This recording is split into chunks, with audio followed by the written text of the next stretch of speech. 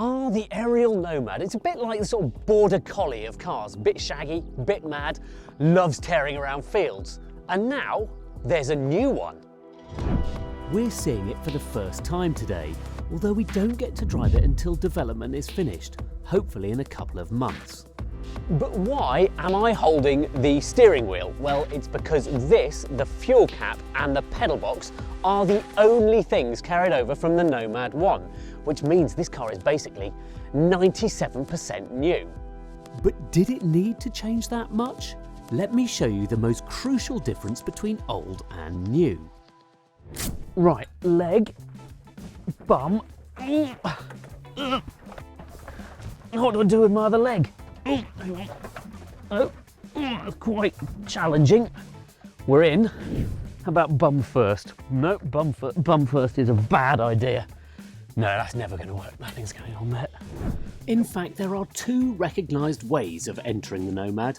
The double leg post, good for a bicep workout, or the drop-in from the roof.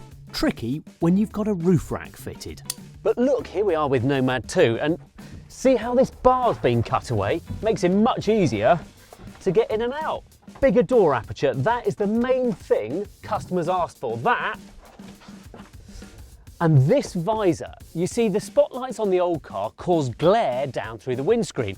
So Ariel has fitted this sort of baseball cap to prevent the glare from these new LED spotlights. And while I'm up here, what is the last thing you think Ariel would be thinking about with this car? Aerodynamics, right? Wrong. You see, this gap here that's been left is designed, the car's been through full CFD modelling, and it's designed to channel the air not only over the top of it, but underneath it as well. The air over the top goes into this. This is the intercooler air. The air that comes underneath here goes in there. That's the engine air.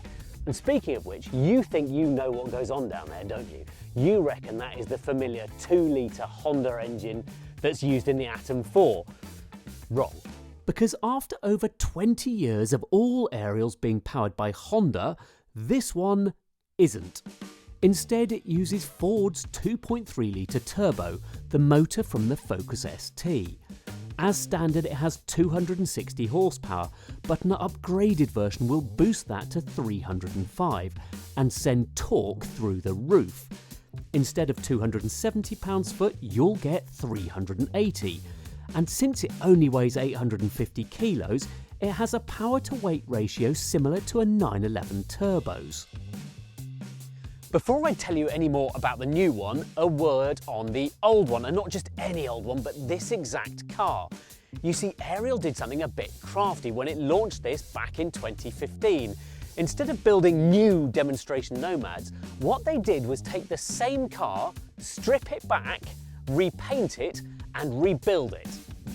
When I first drove this car, it was orange. A couple of years later, it had turned red, and I ran it on Top Gear's long-term fleet for 8 months as my daily driver/adventure wagon. It did everything from commuting to ice racing.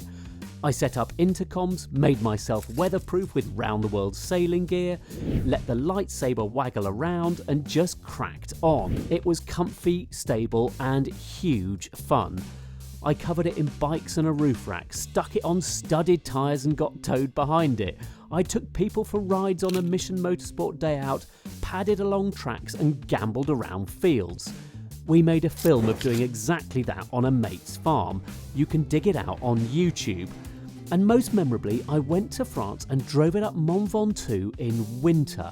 The wind blew at hurricane force and I got it stuck in a snowbank and had to dig it out on the way to the summit. Literally one of the best days ever.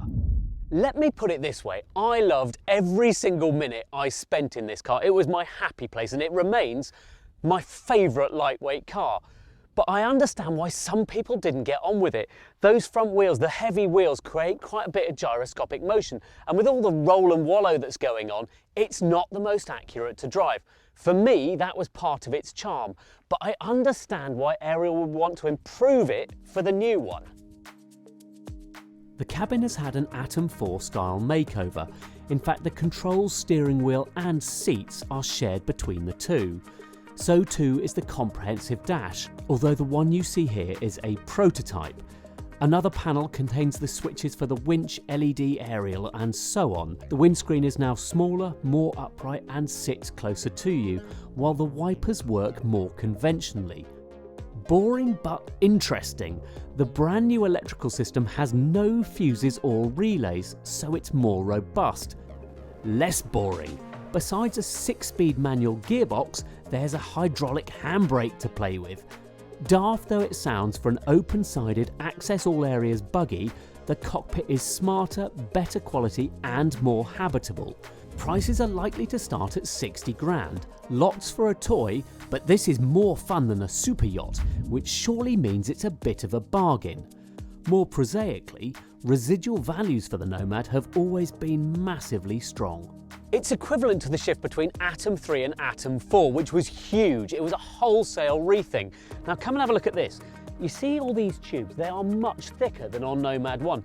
They contribute to an increase in stiffness of 65%. I mean, that's huge. I mean, it's good because it's got to cope with a load of torque, but after all. Now, here's another thing. On Nomad 1, one of the things that was really criticised was how difficult the air filters were to get to. And with Nomad owners, that sort of stuff matters. Now, there's a removable box in there. You just pop them out, nice and easy. And then coming further back, all these revised pickup points contribute to this complete change in the geometry of this car. And look, very blingy gold Öhlins dampers, which are awesome. Those won't be standard, those are going to be your top spec ones. K-Tech comes as standard. Lastly, it still uses the same material for the wheel arches, although they've been redesigned and stuff.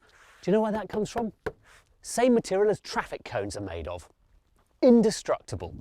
The Nomad has been a runaway success for Ariel, and you could argue, bear with me here, that it helped pave the way for cars like the 911 Dakar and Huracan Starato. But those are £200,000 playthings that are best on bumpy B roads. They're too precious to get covered in gravel rash and scrapes. That's not true of the Nomad. Either way, that is a proper hoot to drive on-road, off-road, doing anything at any time. It's a laugh. This new one is more sophisticated, and I know it looks a bit more menacing with this furrowed brow and these beadlock wheels, but the essence of it hasn't changed. This car is still a scamp. It's the Border Collie. All it wants to do is charge across a field.